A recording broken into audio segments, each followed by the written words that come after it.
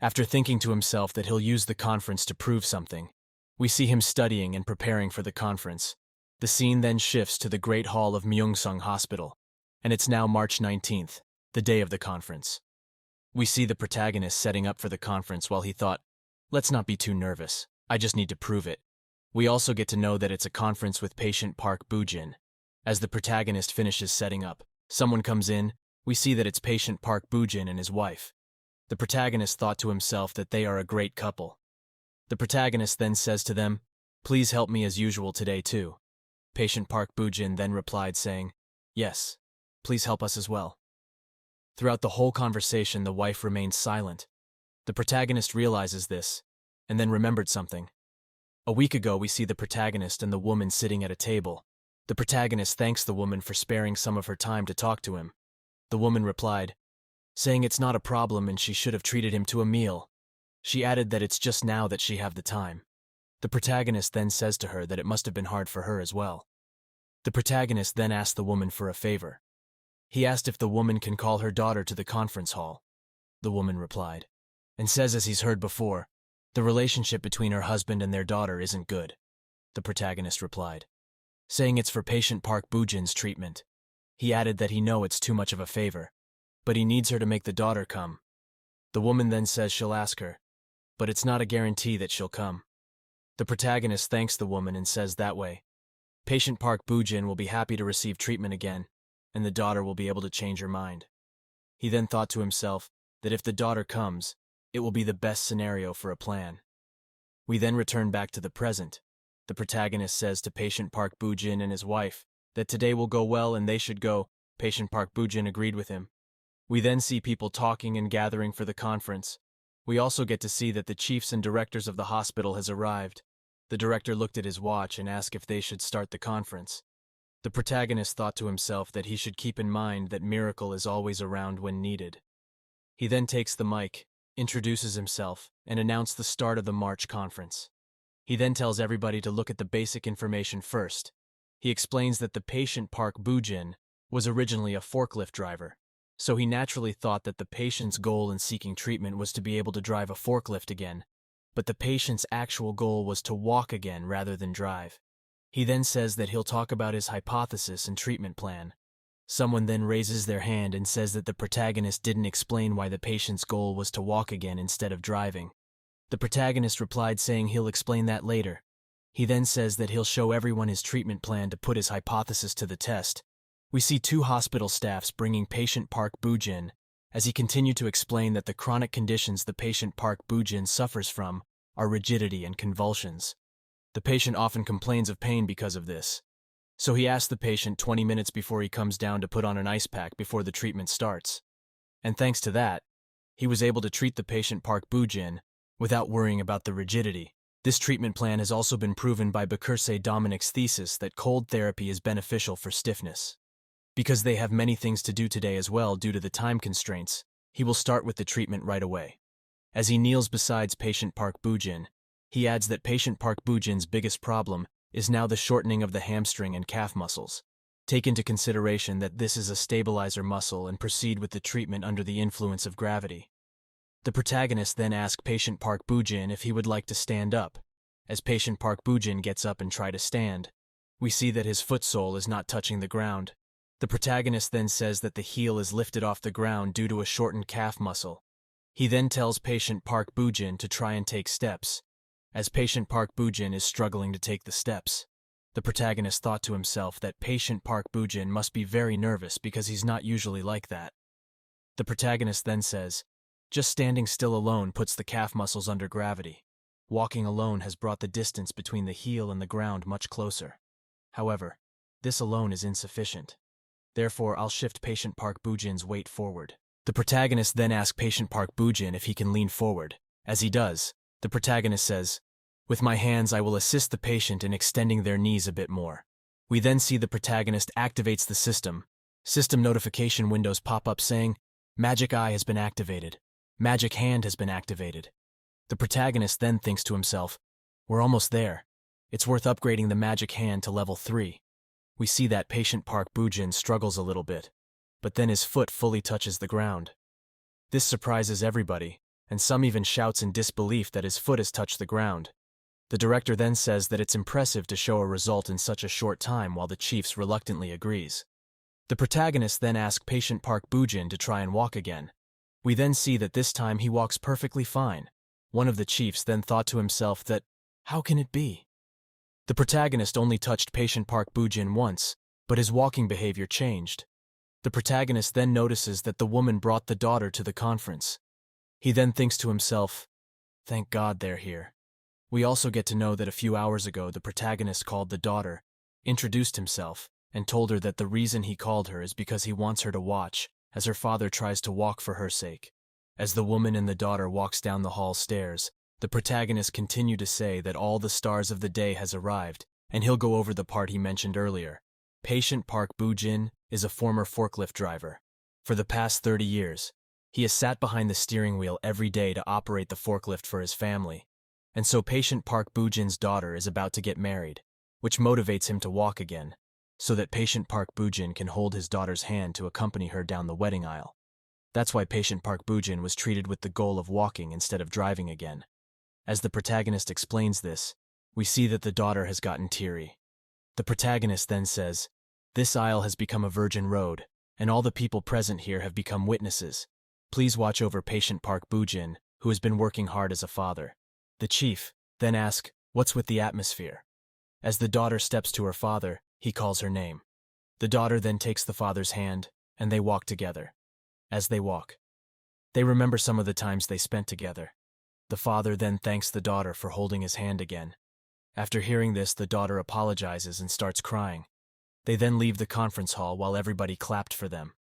As the protagonist is clapping for them as well, a system notification window pops up saying, you have completed the treatment. 30 points are given as a reward. Your reputation has gone up by 20. Items are given as a reward. The protagonist excitedly thought to himself, I got item? But then where is it? The director then approaches the protagonist and asks him if he was thinking of making a movie when they told him to hold the conference. He then asked the protagonist if he was assistant team leader Lee Gi-jok, adding that he's never seen a case conference of that quality before.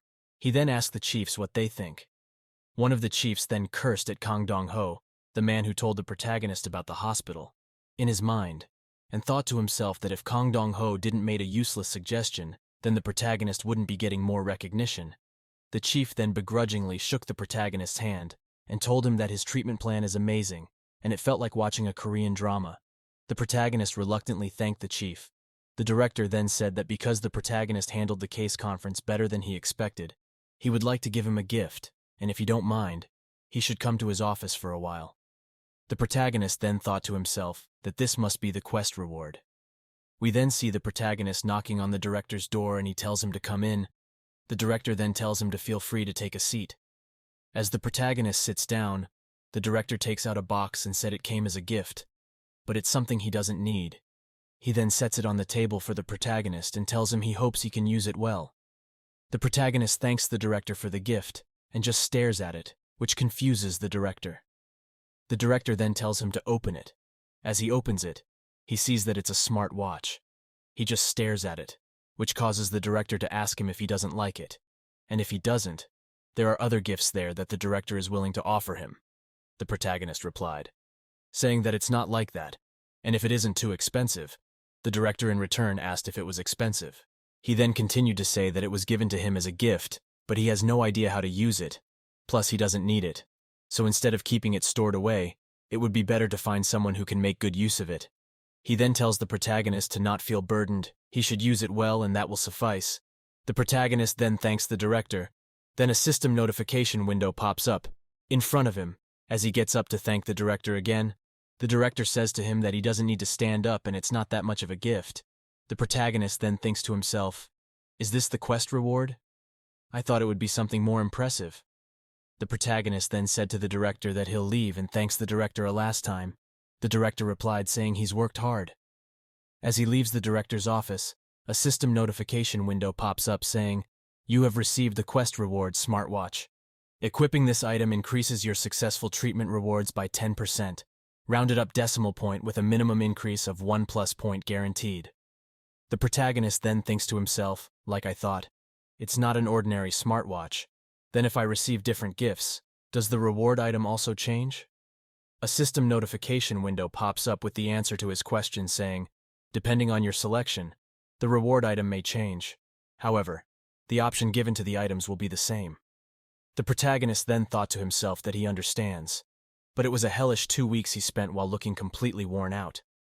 Time then passes, and it's now April 1st, the day of the wedding. They tell everyone to give cheers and applauses for the bride. We see Park Boo-jin walking his daughter down the aisle. The protagonist watched and thought to himself that this was the first time he changed a person's life with his own 2 hands. As he clapped, he then remembered that someone said, "Miracles are closer than you think." As time passes, the scene shifts to the hospital. We see Ju telling everyone that they should finish today's inquiry there. He then asked the protagonist if he knew how to treat a patient with spinal cord injuries. The protagonist replied, saying yes. His first hospital specialized in spinal cord injuries. 40% of the patients were spinal cord patients, so he has some experience with the treatment. Ju then says he's glad to hear that, and the reason he asked is because there is a new spinal cord patient admitted during the weekend. He continues to say that since he doesn't have anyone to entrust it to, he hoped the protagonist could take care of it. After the protagonist saw the patient's file, he couldn't believe that he was 16. The protagonist continued to read and say, injury to the second lumbar vertebrae. Moreover, it's Asian scale B-side. We also get to know that Asian scale is a metric used to classify the condition of spinal cord injury patients. Asian scale B represents an incomplete injury, where sensory function below the injury level is retained, but motor function is lost.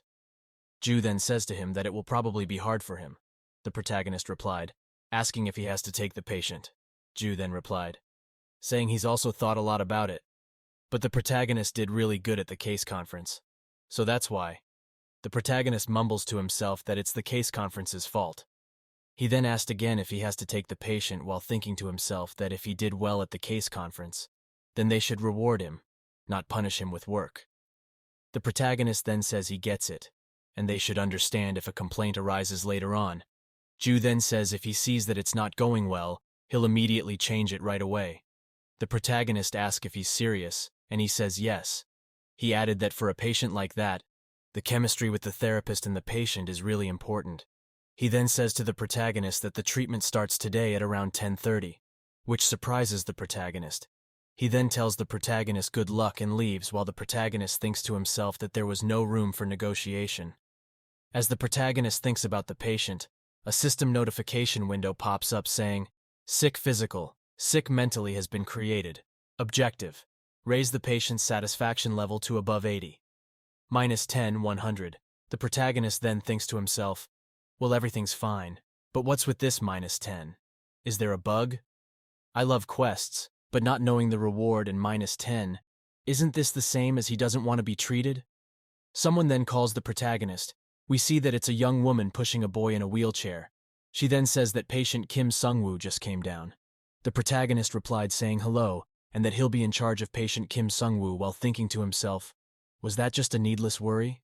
He looks nice. But then suddenly the boy starts to shout at his mother saying if she can't see that his legs are cramped, asking why she's stopping now. The mother apologized and says that she was just trying to say hello to the therapist. The protagonist stands there speechless while thinking to himself that the boy is indeed not nice. The mother then says that they'll be on their way. The protagonist replied, saying they should be careful. But deep down he wanted them to leave quickly. But then he remembered that the boy said he felt cramps. He then told them that a cramp in the boy's leg is actually a good sign. It's proof that the sense and motor nerves remain. He added that since the boy is still young, he has all the factors for improvement, so if he works hard, then the results will follow. The mother then thanks the protagonist for the explanation. The boy then says he's not doing it, shouting that he's already in pain, and if the protagonist wants to make it worse, as the boy is shouting, the protagonist thinks to himself, which skill is used for a problem like that? He then shouts out that he's not going to do it, and then wheels away, which makes his mother reaches out for him while shouting his name in concern. But he was too fast and fled the area quickly. The protagonist then asks in shock, why is he so fast? While he wondered if he was like that as well when he was younger. The mother then apologizes for the son's behavior and says that he's actually kind-hearted. The protagonist then wonders to himself that if the boy doesn't want the treatment, why would the system give him a quest? After some time, we see the mother telling the boy that if he doesn't get treatment now, he'll be late again. The boy replied, saying he said he wouldn't go, and it's no use anyway. The mother then says to him that he needs to get treatment consistently, saying that he never know. It might get better. The boy then shouts, saying it hurts getting treatment. Even staying still hurts, not to mention when the cramps comes up. He then told his mother to leave him alone. The mother then tells him that he doesn't have to do anything. He just needs to meet the doctor, therapist. The boy then reluctantly agreed. When they meet with the protagonist and the boy got treated, a system notification window pops up saying, "Treatment completed. You received 4 points as a reward. Patient Kim Sung-woo's satisfaction is reduced by 2, minus 12,100. If the satisfaction level reaches minus 20, the quest will fail." The protagonist then thought to himself that if every day is reduced by 2, at this rate the quest will fail in the next 4 days. The boy continues to mumble to himself that he'll never do it. The protagonist then thinks to himself, in the case of young boys with good motor nerves, a quick recovery is possible, but to spend such a crucial time on something like this. The mother then apologizes for the boy's behavior, and the protagonist replied saying that it's okay, and they should have a good day. When they left, the protagonist sat down and thought to himself that maybe if he gives the boy some motivation, he can make progress. But if it fails, it may backfire.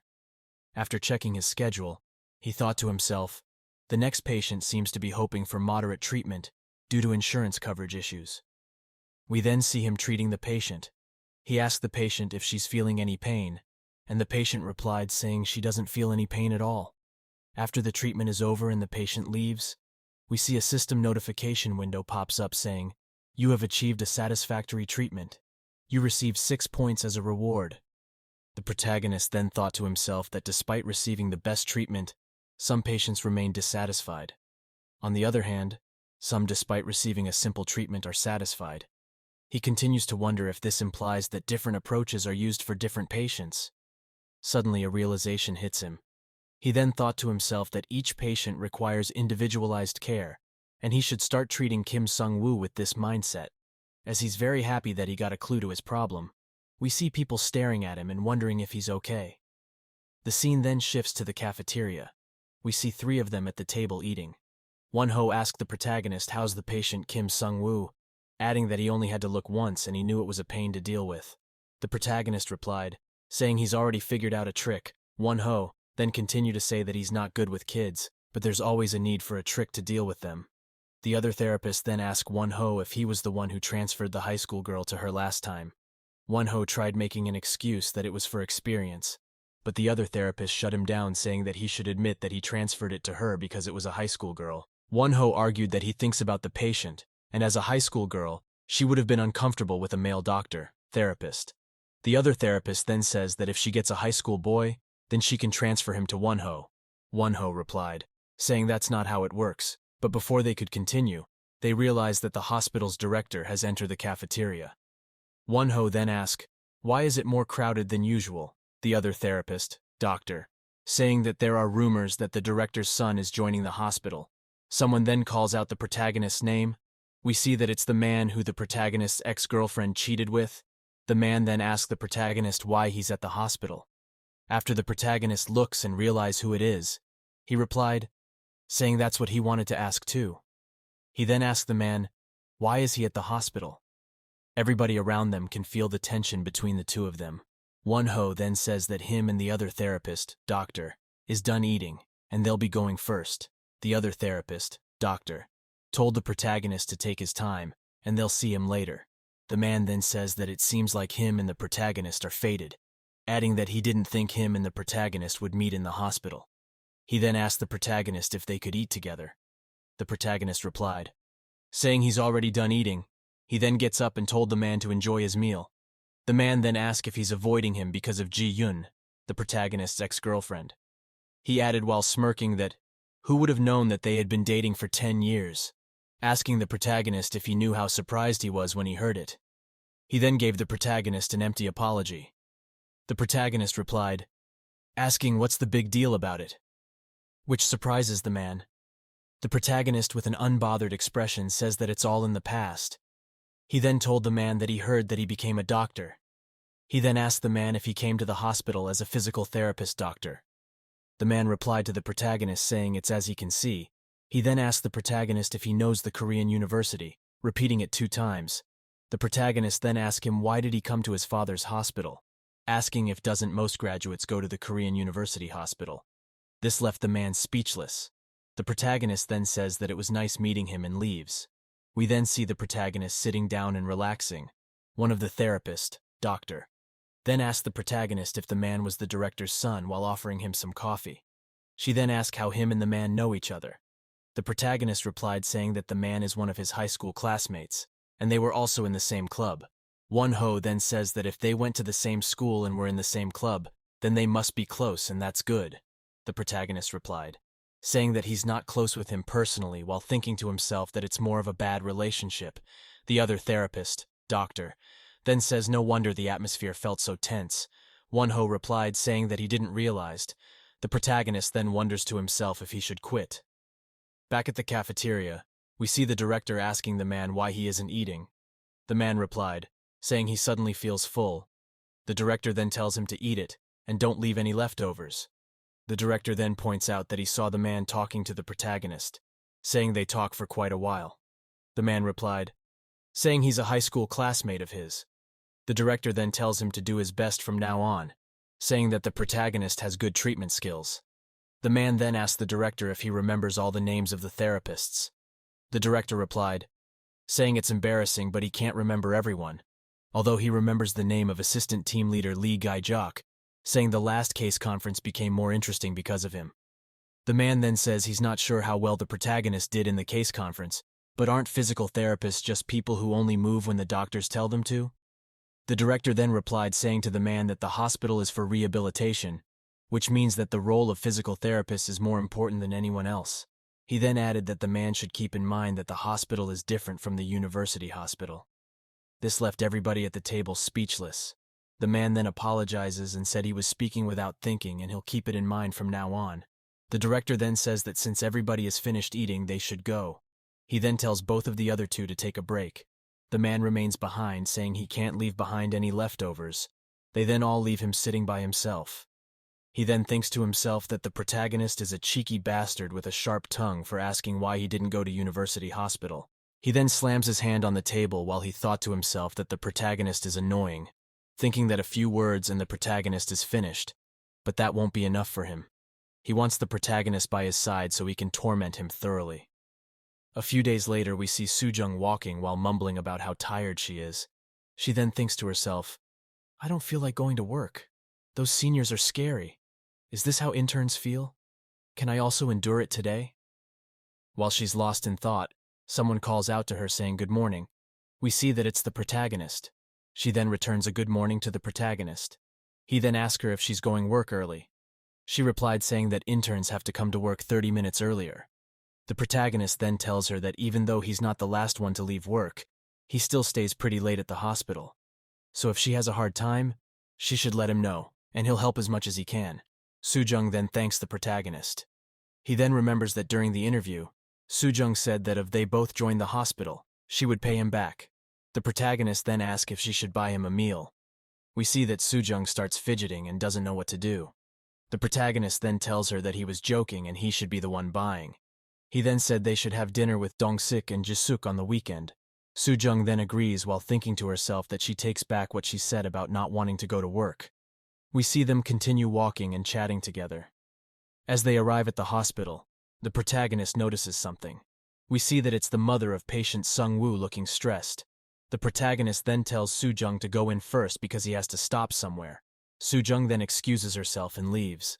The protagonist then approaches the mother and says good morning, then asks her if she's Sung-woo's guardian. The mother replied asking what he's doing here. The protagonist replied saying he came for coffee, and then asked her what about her. She then says to him that Sung-woo is asleep, and her husband is watching him while she waits for her shift. The protagonist then asks if he can sit with her for a while. She replied saying no problem. The protagonist then sees that she has a book in front of her and asks her if she's studying. She replied saying, yes, I need to know properly how to be able to take care of the sick. After hearing that, the protagonist called her amazing. She replied saying not at all. She just looking at it out of frustration. She adds that the one who is frustrated is probably her son, but yet she's the one getting more frustrated. The protagonist then tells her not to be like that. He then asks, "How does Sung-woo spends his time?" asking if he has any hobbies. She replied, saying maybe mobile games, because that's what he does all day. She then added that he used to love basketball, which surprises the protagonist. The protagonist then asked if he used to play basketball. The mother replied saying yes. He used to play when he was young, but he quit because he hadn't grown taller. She then shows the protagonist a picture of when Sung-woo used to play basketball. The protagonist then says that he must have been really good at basketball. The mother then asked how he knew. The protagonist replied saying his back number is 23. Usually only the ace of the team can use this number. The mother then tells the protagonist that he has a good eye because even the coach wanted to train Sung-woo as a player. The protagonist then thinks to himself that, if that's the case, then how about teaching Sung-woo wheelchair basketball? I need to get close to him first. He then asked the mother for a favor. We then see the protagonist treating Sung-woo. He asks if he slept well, but Sung-woo replied saying he doesn't know. The protagonist then asks him how's his condition, but he continues to reply saying he doesn't know. The protagonist then tells him that his friend recommended a game to him yesterday, so he tried playing and ended up staying up late because it was more fun than he thought. He then tells Sung-woo that it was a game named 9 Rangers, and if he knows it, this seems to get Sung-woo's interest. Sung-woo then asks the protagonist how many stages he's reached. The protagonist replied, saying he's reached stage 33. Sung-woo laughs after hearing that. The protagonist then asks if he knows the game. Sung-woo replied, saying of course he does. The protagonist then asks him what stages he's reached, and if he has a 4-star character. Sung-woo then shows the protagonist his phone, which surprises him. Sung-woo explains that he has 3 5-stars, as has managed to push to stage 51. He continued to say that once you pass stage 50, even 5-star characters just get wiped out. The protagonist then asks if he has to do a gacha again. Sung-woo replied, saying he just has to restart the game until he gets what he wants. We then see the both of them talking about the game together. The protagonist then tells him that they should stop for the day as his mother has arrived. This surprises Sung-woo. We see that when his mother takes him to leave, he goes back to how he was before. After seeing this, the protagonist wonders to himself if his mode has worsened again. We see him strolling away as his mother thanks the protagonist. The protagonist then tells him that he'll see him tomorrow. We then see Sung-woo checking his legs while thinking to himself that it's amazing because he doesn't feel any cramps.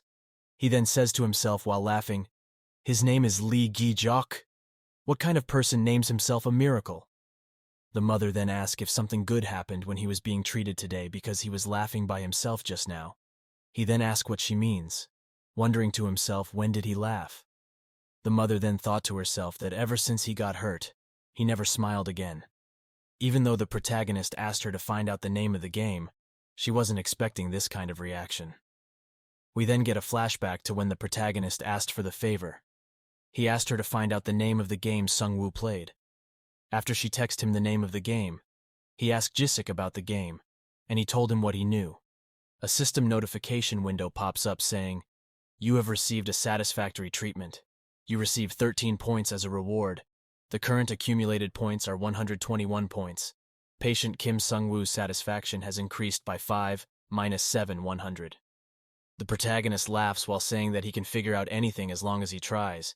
He continues to say build trust with the patient is key in situations like this, while thinking to himself, let's ride the momentum to clear the quest.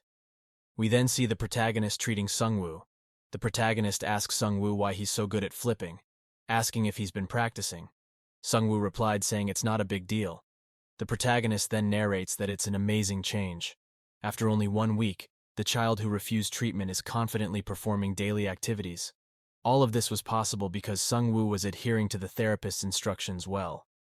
The protagonist then tells Sung-woo that the crucial aspect of transitioning from the bed to the wheelchair is pelvic rotation. If he falls, it will be a big problem, so focusing is key. We then see him struggling to get in the wheelchair before sitting down. The protagonist tells him that he did great. He then explains to Sung-woo that, even if you're afraid of falling, as long as you move your pelvis, it's practically done. The most important thing is you did it all on your own. We can see that Sung-woo is really happy about what he's hearing. He then asks the protagonist if he's cleared stage 50 already. The protagonist tries to dodge the question by saying they should stop for the day. Sung-woo then says, "You still haven't cleared it yet?" "Come on, do better," the protagonist replied, saying he's almost got it. The mother comes for Sungwoo, and he waves goodbye to the protagonist, and the protagonist waves back while narrating that he can tell without even looking at the quest window. He has achieved remarkable results in a short amount of time. The protagonist then opens the system while saying to himself that he should confirm the results. He then sees something that surprises him. He wonders to himself if he's dreaming. The system window says, "You have achieved a satisfactory treatment. Patient Kim Sung-woo's satisfaction has increased by 10/50/100. Objective: raise the patient's satisfaction level to above 80. He then thought to himself that he thought he would fail the quest, but who knew he'd just need 30 more to finish the quest. He continued to think to himself that he has gathered a lot of points, and he should level up a bit. After seeing that he's not alone, he pulled one of the curtains to hide himself. He then calls for the level up system. After looking at the system, he thinks to himself, "Have my points already surpassed 110? What should I upgrade first?" He then came to the conclusion that Magic Hand is the best option. It can be used for immediate treatment, but Magic Eye can grasp the condition of the patient, which is also important. He then decided to upgrade Magic Hand so it can be used right away. We see his hands glowing, then a system notification window pops up saying, "Magic Hand has reached level 5, your grip becomes stronger, and your hand becomes more sensitive. Your touch will be admired by the patients. Magic Hand level 6. Upgrade requirements. Magic Eye level 5 or higher. Magic Brain level 5 or higher. 350 points required." The protagonist then asks, why are there conditions, and why is he required to level up Magic Eye and Magic Brain? A system notification window pops up saying that Magic Hand and Magic Brain are interconnected in a symbiotic relationship. Seeing more leads to knowing more, and knowing more enables you to do more. The protagonist then says he gets it. He contemplates what to do because he only has 11 points left, and Magic Eye needs 30 points, so he can't level it up now. He then decides to level up Magic Brain, but accidentally pressed to level up Magic Face. He calls himself an idiot in his mind for pressing the wrong one, saying he can't even level up for 3 days. Well, this is where this video ends. If you enjoyed and wish to see more, then please leave a like and hit the subscribe button and leave a feedback. Thank you.